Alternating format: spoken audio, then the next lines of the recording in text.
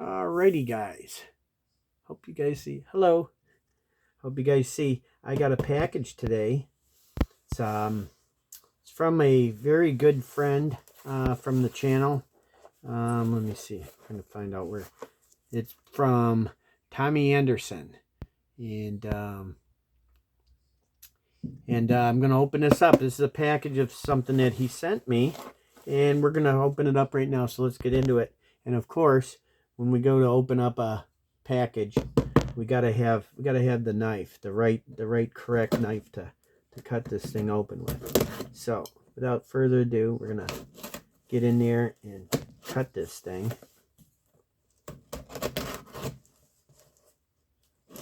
See what we got in here.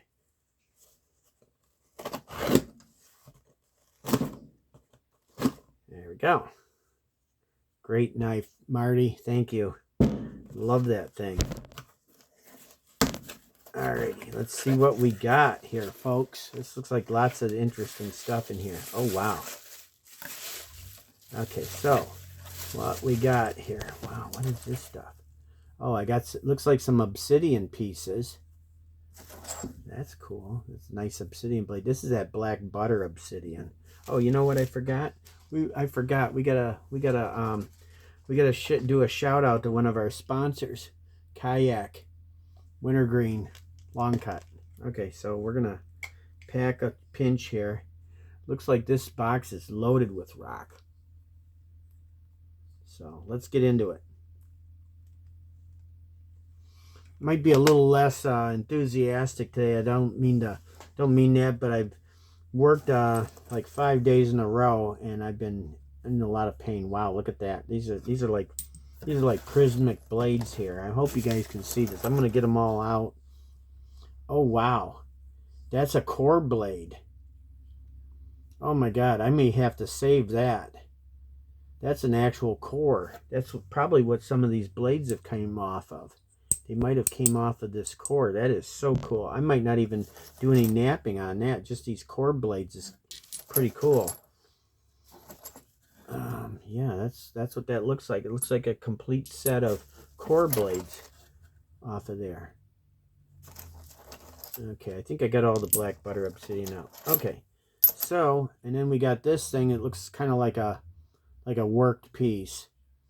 If I had to guess, I would have to say this might be some Fort Payne, maybe. I'm not sure. All right, let's get this stuff out. It looks like there's a lot of goodies in here, but it looks like a lot of this stuff is there's a lot in here. Let's put it that way. So there's a nice pancake shaped nodule. That looks kind of cool. And that looks like some stuff. I think that a lot of this stuff that that he sent me is it's amoeba chert. That's what it is. Oh my God, I got a ton of stuff in here. Look at this. This is kind of weird looking material too. Look at that. All right, let's get it all out first. And we can kind of pick and see what we got here, because this is pretty amazing. These are awesome looking flakes. This is like right up my alley. I can do flint knapping with this kind of stuff. Easy. Oh my God. Tommy, this is very cool. Look at this. It's just tons and tons of it. It just keeps going in here. Oh, that looks like an actual arrowhead made out of something. That looks like, this looks like a biface. That looks like an actual worked piece. That, like I said, we're still going through here. We're trying to get all this out so we can kind of get a good look at it and see what exactly we got here. It's another core blade there. Oh, wow. Oh, is that ever cool? That is a cool piece of amoeba chert. That's what it looks like. It's all kind of bumpy like that. Wow, is that ever cool? All right, we're going to put that over here for a minute because we still got to get this stuff out. This looks like almost the same kind of material. Look at that. That's almost like a root beer looking stuff. Oh, wow.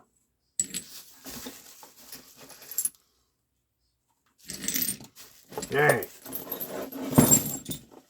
See if I can dump this all out here. Oh, looks like he left me a note. Let's see what the note says. Okay, so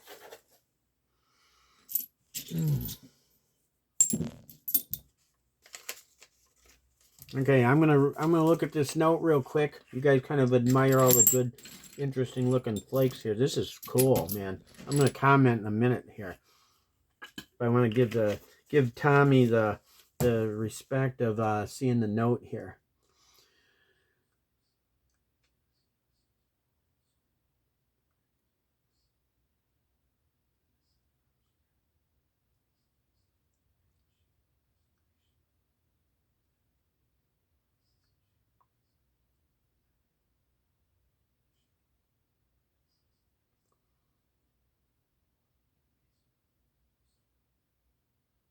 All right. So what Tommy said is he says hi Ralph. Sorry, only pieces and a small amount of in my rock garden. So that's these pieces of amoeba. This big piece here and this, and these are probably flakes of amoeba. But yeah. So he says threw in others to fill the box. Did you say you make smaller points anyway, which is perfect because this is exactly what I can do. I can make little triangles and little points with this to get my practice back up to speed.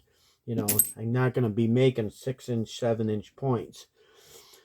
Let's see. If I get out to hill country, I'll collect some more amoeba and tabs. Have fun. See you in the chat, Tommy. So that was a very nice letter. I really appreciate that. Let me see where I can put this. Where's the box right there? So what he's got, what he sent us here, is we got this beautiful piece of amoeba. That is a fantastic piece. I like how it's kind of knobby looking like that. It's kind of hard. It's tricky kind of to work this stuff because you got to kind of, with this stuff, you got to kind of take off flakes. Smaller flakes off of here and things that you can make arrowheads out of. But ideally, you're going to probably get one really good biface out of something like this. So you got to imagine where all these knobs and lobby places are. You got to imagine an imaginary line right down the middle of this. And that's where your bigger biface is going to be. Now, like I said, you're going to be taking other flakes off, smaller flakes and stuff that you can work that way. But man, that is some crazy looking flint. It's really chalky or really cortexy like on there. Kind of neat. And this is a piece of amoeba. This is like a tabular piece, I'm guessing of it. I'll have to ask Tommy and Sal and other people if this stuff has to be heat treated. Because this looks like raw and this might be raw. There. And then I'm going to separate all these out of here. I got to be careful I don't cut my finger right off with that. So, spit break. So now as I'm looking at this stuff, yeah, this I can see that's amoeba. That looks like a little biface. That's perfect. I like that. I can do something with that. I thought there was another biface. This is kind of like part of a biface. That's more of a browner material. That could be root beer. Texas root beer could be mixed in with that because this is, I think he collects this in river drainages, and so it could be just cobbles of different things. Not sure what that is. That could be some sort of Texas chert also. I'm guessing a lot of this is Texas except for the obsidian. That's what I'm trying to do now is get rid of the obsidian. That's a beautiful piece. That looks like some Fort Payne right there. But that I could make a decent little point out of that. I mean, even that I could probably attempt to make something out of that. So a lot of this is like kind of root beer looking flint. I kind of like that. But that might be part of the amoeba. Some of the amoeba might be. That looks kind of like a root beer looking flint also. So kind of keep this stuff all kind of together here. There's some more. That looks like a root beer maybe too. That's got some concrete pockets in there too, which if you can flake around that, I love those concrete pockets in the point. Oh, hello there. Anyways, because you get those spotted pattern in the piece. So if you can flake through those lighter concrete pocket spots, you can get a pretty cool looking point with little speckly spots in it. But that's usually harder material and it doesn't flake the same as the better stuff. So just a note to self. on that. This looks like a little piece of it's got kind of a weird, different kind of cortex on it. This is, like I said, this could be like a root beer too, I'm guessing. I don't know. Some of this Texas flint is kind of challenging. Now, this is really glossy. Look how glossy that is.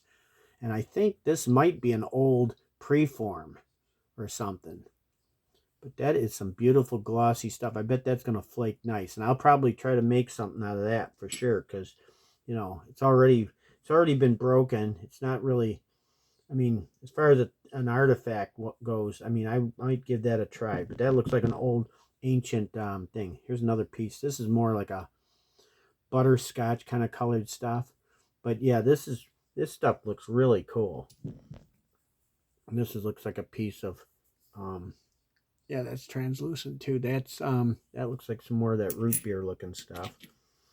Here's another big piece of that almost looks like it's been worked. I don't know if Tommy's worked on some of this, or like I said, this here looks like might have been an ancient one. There's another one in here. I think this one here, this looks like an old ancient biface. So these two are like just ancient bifaces there, I think. So we got those. Here's some stuff. This kind of looks like that English chalk flint. See the concrete inclusions in there? Like I said, those can be really tough to nap through, but they can have some cool looks and effects in there in the point with that. So, yeah. Oh my God. And that's another piece of amoeba. I know that's amoeba because amoeba has these little, sometimes they'll have these white inclusions. They're like a little fossil or there's something in there, but you'll see that sometimes in the amoeba. I remember the point that Sales made me, the big amoeba point, the art piece. It had some of these inclusions in there, like that, a little round looking inclusion. See, there's another one there. There's someone there. And that's a characteristic that I've seen from the amoeba that I've seen. But some of this amoeba looks very high quality. Oh, spit break again. So yeah, this is some great looking stuff. Even this is like a spall, but I mean that looks like something that can be. It's got a little curve to it. You got to get that curve out, but I mean, and like this one's even straighter, and that one I could probably make something decent out of that, especially if I can get that indirect percussion down. But man, these are some sweet ass little pieces of material, and see, they all ring good. They got a nice little ring to them. Yeah, this is awesome. But yeah, this piece here kind of is interesting. I was also looking at it. Kind of looks similar to the little bryozoa fossils that are in our native Bayport shirt that we have here. This could actually even be an old ancient tool, like a scraper, because it's got a little bit of a worked edge there. And then if you look in here, this concaved edge here, it's got a worked edge going that way. So that would be like for scraping an arrow shaft or a spear shaft or something. So that's actually an artifact. I might, like I said, some of this I have to make. If it is actually an old artifact, I might, like this thing, I may have to keep that. Even though I'd love to flake that, I may have to keep that. Not sure. But anyhow, man, this is great stuff. And I'd be curious to try some of this. And like I said, I'll have to do some more research and find out exactly what's the amoeba chert. You know, some of it I obviously definitely know is amoeba chert. This looks kind of like a Kashotkin gray or Kashotkin black, but it could be Fort Payne. I don't know. It's been edged, and I don't know if that was done by Tommy or if this is an actual artifact. But that's cool.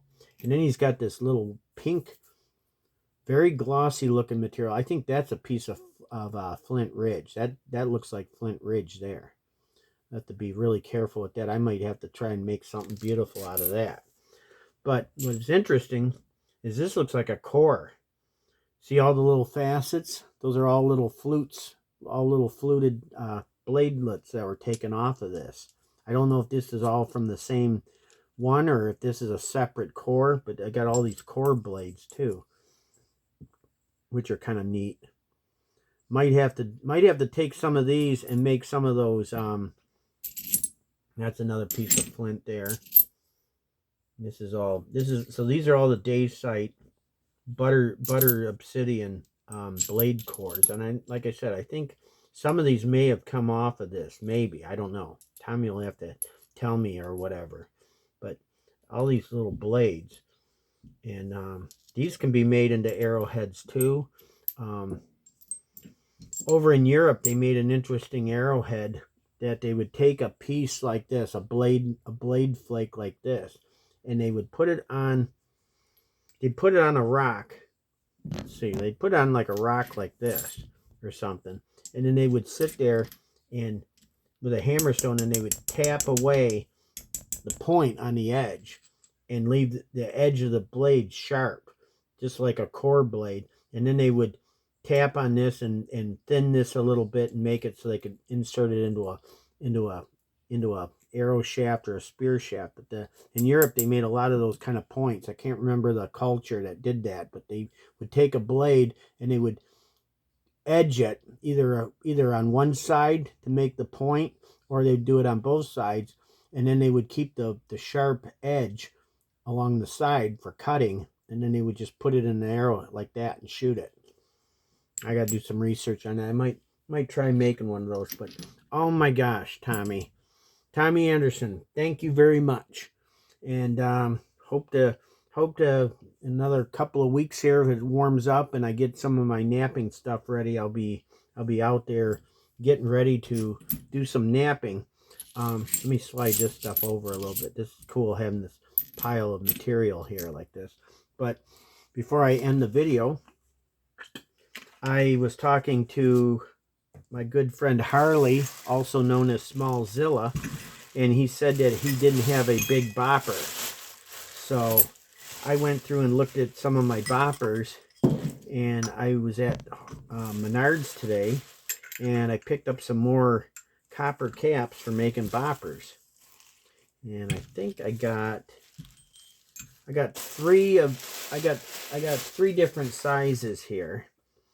These I've made before. I've made boppers out of the 1-inch copper caps like this. These are pretty heavy duty. They look pretty good. So I got 1 inch. This was currently my biggest bopper that I made. I think was 1 1/4 inch. So I got 1 1/4 inch caps to dome out. So I got to dome them out. And then I got 2 of these. These are 1.5 inch copper caps, nice and thick. And I'm going to see if I got the wood, a dowel rod or whatever, when I dome this out, to put it on there. And I'm going to make Harley a big 1.5 inch bopper, and I'm going to make 1.5 inch bopper for myself. So there's that. And then these are just going to be extra, probably for extra boppers, because I got this size, I got these sizes, and I got these sizes. These two I don't, these are the only sizes I got. So hopefully I can dome these suckers out. But so that's some of the caps that I got, copper caps for making boppers. So that's another project to do, is try and make some boppers. I got a complete set for myself, but I want to make a complete set for Harley, you know, of these, especially this 1.25 inch and 1.5 inch, because those are be good boppers for him and for working bigger pieces. So anyways, we'll see you on the next one, and see you later. And like I said, I'm going to try and do some more videos, maybe another one this week, I'm not sure. But anyways, like, share, subscribe, comment, and I'll see you on the next one. Look at all that beautiful rock.